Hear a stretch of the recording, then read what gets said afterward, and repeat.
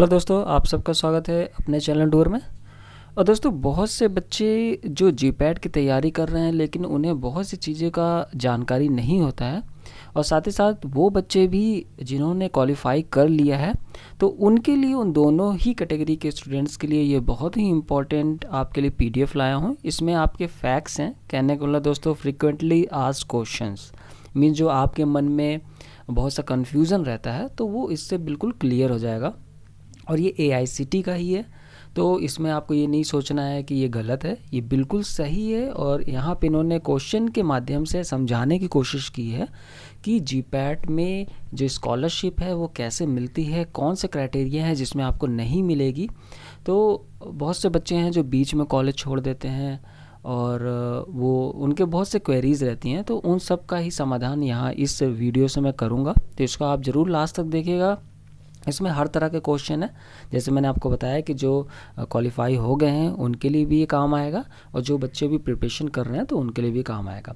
फिलहाल के लिए दोस्तों मैं एक चीज़ और बता दूं कि जो अभी आपकी स्कॉलरशिप चल रही है वो 12,400 पर मंथ की स्कॉलरशिप है।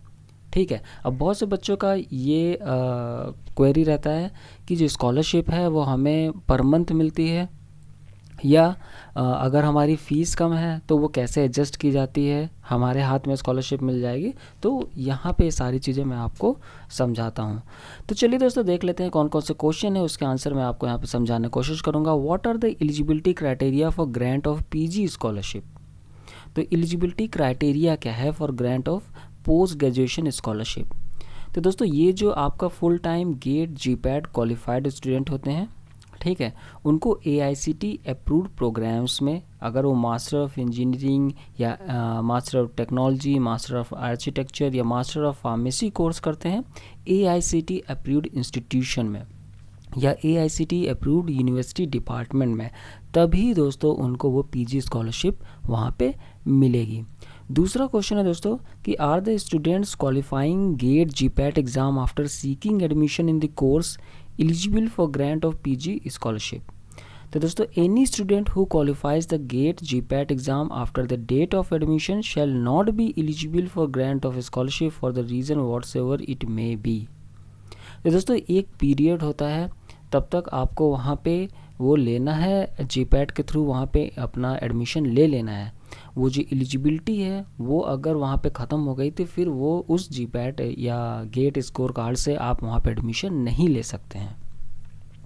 फिर दोस्तों, what is the procedure for applying online for grant of PG scholarship through DBT। तो दोस्तों, ये उन बच्चों के लिए है जो मैं आपको पढ़ के बता देता हूँ। Proposal for grant of PG scholarship are called for through advertisement in leading newspapers. Student institutes are advised to follow the procedure and guidelines contained therein. Copy of the advertisement can be viewed by AICTE portal at http://india.aict-india.org/bulletin.php। तो इस पर आप जाओगे तो वहाँ पे आपको scholarship जो अप्लाई करना होता है वो चीज़ आपको दिख जाएगा। ये स्कॉलरशिप दोस्तों, यहाँ पे स्टूडेंट्स को परेशानी नहीं उठानी है, ज़्यादातर जो इंस्टीट्यूट हैं आपके वही लोग वहाँ पे अप्लाई कर देते हैं। What are the documents required to be uploaded by the student।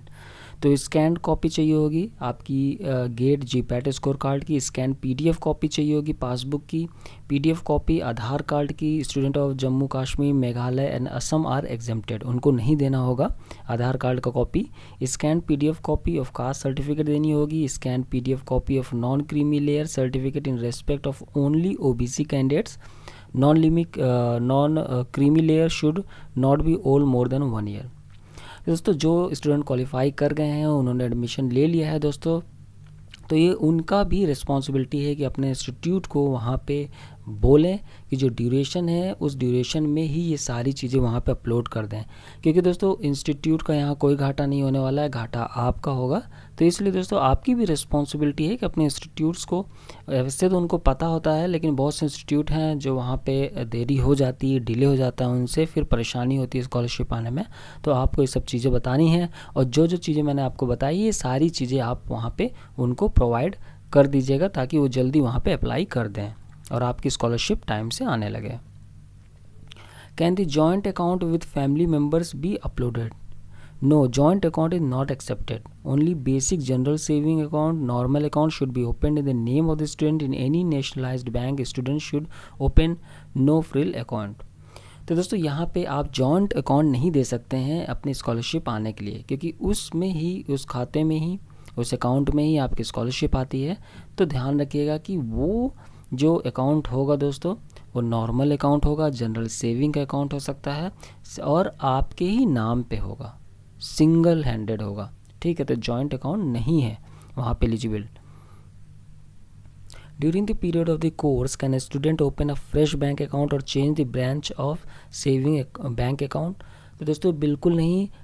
जैसे यहाँ पे कहना चाह रहा है कि जैसे आपने कोई अकाउंट दिया और फिर आप इस बाद में या बीच में ही वो अकाउंट चेंज करना चाहते हैं, तो दोस्तों वहाँ बिल्कुल चेंज नहीं किया जाएगा, क्योंकि इस तरह बहुत से फ्रॉड्स हो सकते हैं कि कोई और किसी का अकाउंट दे दे और सारी स्कॉलरशिप उसके खाते में चली जाए। तो फिर इसलिए वहाँ पे वो लोग उसको चेंज नहीं करते हैं। तो इसलिए जब आप पहली बार दें तो ध्यान से दें, आपका अकाउंट वहाँ पे एक्टिव होना चाहिए, ये सारी कंडीशन होनी चाहिए। उसको चेक करने के बाद ही आप अपना अकाउंट वहाँ पर दें। The data on the portal is submitted for the purpose of grant of PG scholarship, but it is not visible on the portal. What can the reason be thereof? तो दोस्तों जो डाटा होता है जब आप वहाँ पे सबमिट किया जाता है पीजी स्कॉलरशिप के लिए, तो कई बार वहाँ पे नहीं दिखाई देता है किसी स्टूडेंट का। उसके पीछे का जो कारण होता है दोस्तों यही होता है कि जो आपका अटेंडेंस है, ठीक है, वो वहाँ पे अपलोड नहीं की गई है, या जो भी डाटा वहाँ पे अपलोड किया जाता है वो इंस्टीट्यूट के द्वारा वहाँ पे सबमिट नहीं हुआ है। इसलिए दोस्तों हमेशा ध्यान दीजिएगा, ये आपकी भी रिस्पॉन्सिबिलिटी है कि अपने इंस्टीट्यूट को बराबर कहते रहिए कि वहाँ पे जो डाटा है, जो अटेंडेंस वगैरह है, वो वहाँ पे अपलोड होती रहें। तो इसलिए आपका भी रिस्पॉन्सिबिलिटी है उनको बार बार ध्यान दिलाने का। Whether students from sponsored category, management quota, foreign students are eligible for grant of PG scholarship? तो क्या जो स्पॉन्सर्ड कैटेगरी के स्टूडेंट हैं, मैनेजमेंट कोटा से आए हैं, और जो फॉरेन स्टूडेंट हैं, वो क्या पीजी स्कॉलरशिप के लिए एलिजिबल हैं? यहाँ पे साफ लिखा है कि they are not eligible for PG scholarship. फिर तो क्वेश्चन नंबर 9 कि whether the PG scholarship is admissible to the GATE GPAT qualified student admitted in part time course. तो पार्ट टाइम कोर्स के लिए भी जो स्टूडेंट वहाँ पे जा रहे हैं तो उनको भी पीजी स्कॉलरशिप नहीं मिलेगी। ये बिल्कुल ध्यान रखिएगा दोस्तों, ये केवल फुल टाइम कोर्स के लिए स्कॉलरशिप दी जाती है। अगर ये आप बीच में छोड़ते हो या पार्ट टाइम करते हो तो दोस्तों ये बिल्कुल भी आपको वहाँ पे स्कॉलरशिप नहीं प्रोवाइड की जाएगी। Whether a student who is a recipient of a scholarship either through state government or central government sponsored scheme is eligible for grant of PG scholarship? No. Student who is in the receipt of any kind of scholarship stipend, अगर आपको कोई भी दूसरी scholarship या stipend मिल रहा है तो दोस्तों आपको वहाँ पीजी स्कॉलरशिप नहीं दी जाएगी। फिर है दोस्तों eligibility for grant of PG scholarship to the student who had wrongly entered his her category as general category while appearing for GATE GPAT exam whereas she has secured the qualifying marks earmarked marks for their his her category example OBC SC ST category. तो दोस्तों ये चीज़ बहुत से students के साथ होती है, जो फॉर्म भरते हैं तो गलती से वहाँ पे जनरल कैटेगरी मेंशन कर जाते हैं, जबकि उनकी कैटेगरी वहाँ पे OBC या SC ST या फिजिकली हैंडीकैप्ड इनमें से होती है। तो दोस्तों ये चीज़ हमेशा आप ध्यान रखना, फॉर्म बहुत अच्छे से भरना है, क्योंकि आपने चाहे जितनी अच्छी तैयारी की हो, अगर आपने वहाँ पे फॉर्म ही सही से नहीं भरा तो अगर आप क्वालिफाई भी कर जाओगे तो भी दोस्तों वहाँ पे आपको रिग्रेट के सिवा कुछ नहीं मिलेगा। इसलिए दोस्तों हमेशा जो फॉर्म है उसको जो लास्ट ड्यूरेशन है उसके पहले भरने की कोशिश करनी चाहिए और आराम से उसको भरना चाहिए। यहाँ पे साफ लिखा है कि अगर किसी बच्चे ने वहाँ पे जनरल कैटेगरी मेंशन किया था अपने फॉर्म भरने के समय, जबकि वो वहाँ पे जनरल कैटेगरी से नहीं क्वालिफाई कर पाया, लेकिन जो उसकी रियल कैटेगरी थी, ठीक है, उसमें वो क्वालिफाई कर गया और बाद में क्लेम करता है कि मेरी कैटेगरी ये थी, मैंने गलती से फॉर्म में जनरल कैटेगरी भर दी, तो दोस्तों वहाँ आपका कुछ नहीं हो सकता है, वो कंसिडर नहीं किया जाएगा। Whether students are entitled for grant of any kind of medical leave taken in emergent case during the total duration of 24 months of the course. तो दोस्तों ये आपका 24 मंथ्स का कोर्स होता है पीजी का, ठीक है, तो इसमें आप कितनी छुट्टियां ले सकते हैं। तो कैजुअल लीव दोस्तों 15 दिन दी गई है आपको एक साल में, मेडिकल लीव आपके पास 30 है एक साल में, और मैटरनिटी लीव वो as per the government of India instruction time to time. तो दोस्तों जैसे कि मैटरनिटी लीव के लिए 3 महीने मिलते हैं, फिर तो ये सब क्या है कि गवर्नमेंट ऑफ इंडिया के जो रूल्स हैं उस पर वो डिपेंड करता है कि उस समय का क्या रूल है। What is the cutoff date for grant of PG scholarship? Whether PG scholarship is entitled for extended classes, and what is the duration of the period for grant of PG scholarship? तो PG scholarship दोस्तों आपका 24 months और for the duration of the course होता है from the date of commencement of classes till the date of completion of the classes whichever is lower and is not extendable under any circumstances. तो कहने का मतलब दोस्तों बच्चों के मन में एक और कन्फ्यूज़न होता है कि अगर हमारा कोर्स जो बहुत से स्टेट्स में लंबा खिंच जाता है, ठीक है, वहाँ पे जैसे आपको 24 मंथ्स का कोर्स है, 2 साल का है, लेकिन अगर आप देखोगे तो कई जगह वो लंबा खिंच जाता है, 24 की जगह 30 मंथ्स तक भी चला जाता है। तो क्या हमें 30 मंथ्स तक स्कॉलरशिप मिलती रहेगी? तो दोस्तों ऐसा बिल्कुल नहीं है। आपको स्कॉलरशिप जो मिलती है वो 24 मंथ्स या अगर जो भी कंप्लीशन का डेट है, कहने वाला कंप्लीशन का डेट बढ़ नहीं सकता 24 मंथ से, लेकिन घट जरूर सकता है। तो जो भी उसमें लोअर है उतने मंथ्स की आपको वहाँ स्कॉलरशिप मिलती है। जनरली क्या होता है कि दोस्तों आपको ईयर वाइज स्कॉलरशिप मिलती है, आपको मंथ वाइज स्कॉलरशिप आपके अकाउंट में नहीं आती बल्कि ईयर वाइज आती है। तो जैसे आपका सेशन जो चला, ठीक है, जैसे 2021 सेशन चला उसकी आ जाएगी स्कॉलरशिप, 20 फिर आपका 21-22 ये जो सेशन चला उसकी स्कॉलरशिप आ जाएगी। तो ऐसे स्कॉलरशिप आती है, तो उसमें एक्सटेंड अगर होता भी है तो भी दोस्तों आपको वहाँ कोई एक्स्ट्रा मिलने वाली नहीं है स्कॉलरशिप। तो ये चीज़ बिल्कुल दिमाग से निकाल दीजिएगा। फिर दोस्तों what is the reason for long delay in receipt of PG scholarship? कई बार होता है दोस्तों कि जो आपकी स्कॉलरशिप है उसमें बहुत डिले होता है आने में।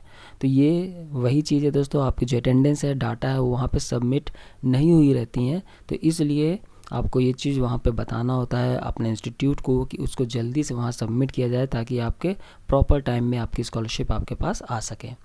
What is the procedure for editing deleting the data wrongly entered by the student? तो अगर आपने या आपके इंस्टीट्यूट ने कोई डाटा वहाँ पे गलत वहाँ पे भर दिया है तो उसके लिए दोस्तों यहाँ पे ईमेल दिया जा रहा है, आपको ईमेल करना पड़ेगा। साथ ही साथ दोस्तों जो हेल्पलाइन नंबर है 011-295-8100 और 011-295-8133, इसमें आपको उन्हें कॉल करके वो डाटा जो है वो सही कराना पड़ेगा। How to block the student ID in case the student leave the course in mid course? ये दोस्तों बहुत इंपॉर्टेंट है। बहुत से बच्चे ऐसा होता है कि बीच में कॉलेज छोड़ना चाहते हैं, ठीक है, जैसे 1 साल हुआ और वो प्रिपरेशन कर रहे हैं, वो कॉलेज छोड़ना चाहते हैं, दूसरी जगह जाना चाहते हैं, ठीक है, दूसरे कॉलेज में लेना चाहते हैं जो उनके मन मुताबिक कॉलेज है या उनके हिसाब से जहाँ पे प्लेसमेंट अच्छा होता है। तो वो प्रिपरेशन कर रहे हैं तो उनका फिर से GPAT निकल गया और वहाँ पे फिर से एडमिशन लेना चाह रहे हैं। इसमें दोस्तों यहाँ साफ इन्होंने लिखा है कि अगर कोई स्टूडेंट उस कोर्स को मिडवे में, ठीक है, छोड़ता है तो उसको वहाँ पर जो स्कॉलरशिप अभी तक दी गई है, ठीक है, वो उसको रिफ़ंड करनी पड़ेगी। ये चीज़ हमेशा ध्यान रखना दोस्तों, आपको वो स्कॉलरशिप रिफ़ंड करनी पड़ेगी, ठीक है। इसके बाद आप अपने इंस्टीट्यूट के पास जाओगे कि जो आपकी स्टूडेंट आईडी है जो कि उन्होंने क्रिएट की है उसको वो वहाँ पे ब्लॉक कर दें। वो तभी ब्लॉक हो सकती है जब वहाँ पे आपका पूरी तरह से जो रिफ़ंड है वो रिफ़ंड हो जाएगा और इंस्टीट्यूट वहाँ पे इंटीमेट कर देगा कि स्टूडेंट ने वहाँ पे रिफ़ंड कर दिया है जो भी स्कॉलरशिप उसको मिली थी। What is the procedure for refunding the PG scholarship drawn by the student on acquiring the fresh admission in AICTE approved institution IIT NITs? तो दोस्तों जो रिफ़ंड आपको देना है वो आपको डिमांड ड्राफ्ट के रूप में देना है, जो कि आप मेंबर सेक्रेटरी AICTE को वहाँ पे दोगे new Delhi through his her previous institution to be done. ये आप उनको दोगे और जो है और वहाँ पे जो इंस्टीट्यूट है वो डिपेंड करता है कि वो उसको डिमांड ड्राफ्ट में उसको मतलब कन्वर्ट करा के देते हैं, ठीक है। तो ये डिपेंड करता है कि इंस्टीट्यूट आपसे कैश में लेता है या आपसे कहता है कि आप डिमांड ड्राफ्ट बनवाओ इस नाम से, तो वो वहाँ पे आपको वो चीज़ करना पड़ेगा और इसके बाद ही आपकी आईडी वहाँ पे बंद होगी और आप उसको छोड़ सकते हो। मीन्स आपका ब्लॉक हो जाएगा वहाँ पे आईडी, स्टूडेंट आईडी, तभी आप एक तरह से फ्री हो सकते हो। Whether uploading of the data of Aadhaar card is mandatory? तो दोस्तों यहाँ पे पूछा जा रहा है कि जो आधार कार्ड का डाटा है वो क्या यहाँ पे मेंशन करना, अपलोड करना नेसेसरी है? तो दोस्तों यहाँ पे दिया जा रहा है येस, बहुत ज़रूरी है। जहाँ जहाँ कहा गया है और जो 3 स्टेट्स में छोड़े गए हैं वहाँ पे मैंडेटरी नहीं है। जैसे मैंने आपको बताया जम्मू कश्मीर, असम और एक और कोई स्टेट था, वहाँ पे आप आधार कार्ड मैंडेटरी नहीं है, लेकिन बाकी जगह दोस्तों आपको करना है। ताकि जो आपका बैंक अकाउंट है वो दोस्तों वहाँ पे एक्टिव रहे। आपको पता है कि अब सारे बैंक अकाउंट आधार कार्ड से लिंक्ड हैं, तो आधार कार्ड का बहुत बड़ा रोल है। Can a pass out student taking second admission on the basis of requalifying GATE GPAT exam and already avail the scholarship from any source be eligible for scholarship? तो दोस्तों जो पास हो गए हैं, ठीक है, और वो दोबारा GPAT एग्ज़ाम वहाँ पे क्वालिफाई करते हैं और फिर से उसी कोर्स के लिए, PG कोर्स के लिए वहाँ पे अप्लाई करके स्कॉलरशिप लेना चाहते हैं, तो दोस्तों उनके लिए बिल्कुल स्कॉलरशिप वहाँ पे अवेलेबल नहीं है। या अगर आपको कोई भी स्कॉलरशिप दूसरे सोर्स से मिल रही, स्टाइपेंड किसी और सोर्स से मिल रहा है, तो भी दोस्तों आप वहाँ पे एलिजिबल नहीं है। ये चीज़ हमेशा ध्यान रखिएगा। ऐसा नहीं है कि आप उसी कोर्स को दोबारा करो, GPAT स्कोर कार्ड मीन्स फिर से भी अगर आप क्वालिफाई करते हो फिर भी आपको वहाँ पे स्कॉलरशिप नहीं मिलनी है। What is the schedule for marking attendance forwarding of list of absentees? तो attendance of absentees to be marked forwarded possibly till 15 for disbursement by 30th of every month. तो दोस्तों आपका हर महीने 15 को अटेंडेंस वहाँ पे चली जानी चाहिए, ठीक है, ताकि जो 30th ऑफ एवरी मंथ है वहाँ पे डिसबर्समेंट हो सके आपका स्कॉलरशिप का। तो दोस्तों मैंने जैसे आपको बताया कि बहुत से कॉलेजेस में, ठीक है, मैक्सिमम कॉलेजेस में आपका ईयर वाइज स्कॉलरशिप आती है और बहुत से कॉलेजेस में आपका मंथ वाइज स्कॉलरशिप आती है।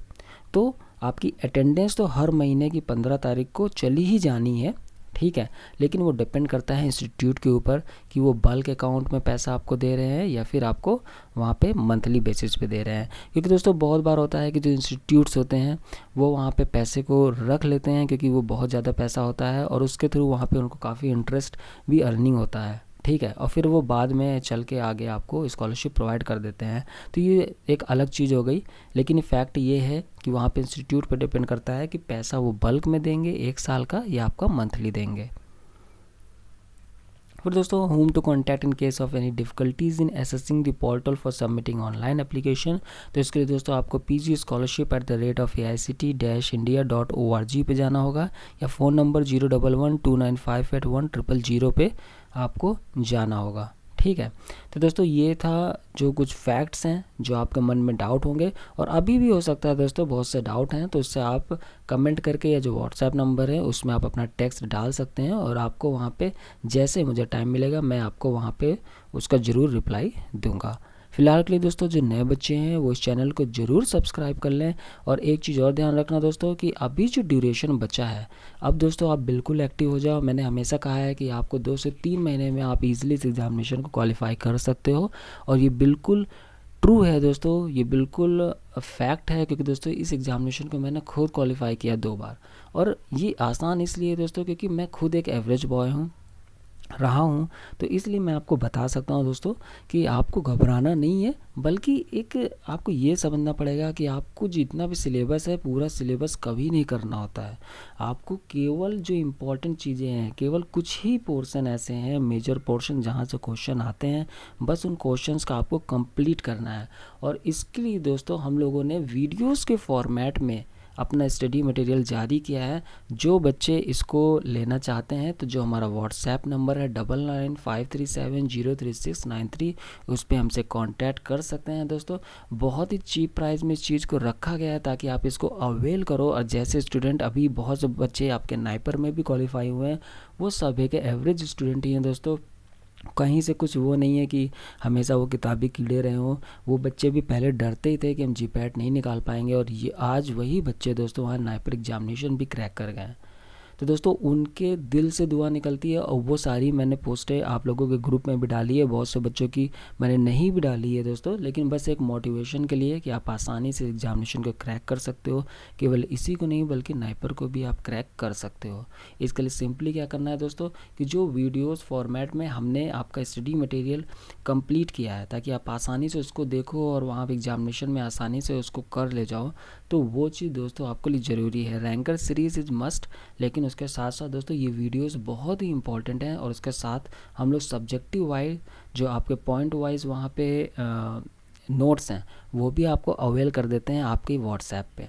तो इसलिए दोस्तों इसको अवेल कर लीजिए और ये जो चैनल है इसको सब्सक्राइब कर लीजिए। और अगर आपके मन में कोई क्वेरी या डाउट है तो ज़रूर हमारा जो व्हाट्सएप नंबर उस पर आप हमसे कॉन्टैक्ट कर सकते हैं। Thank you, take care, bye bye.